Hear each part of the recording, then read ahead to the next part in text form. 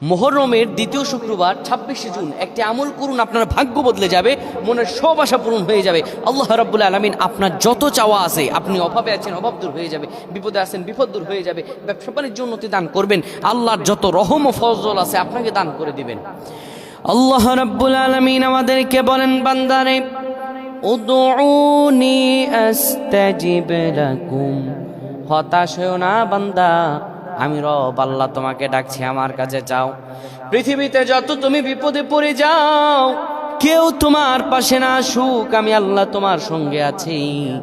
এই দিন আপনি যদি আল্লাহর কাছে চাইতে পারেন, আপনি কিভাবে চাইবেন? দুপুর 12টা যখন বেজে যাবে, জুমাবার এমনিতেই তো ফজিলতের দিন, আবার যদি হয় মুহররম মাস, যেই মাসটা আল্লাহ বলছেন শাহরুল্লাহ, এটা আমার মাস, ওই মাসের শুক্রবার দুপুর 12টা যখন বেজে যাবে, আপনি মসজিদে কিংবা আমার মা বোনেরা ঘরে একটা জায়নামাজ বসিয়ে বসে যাবেন।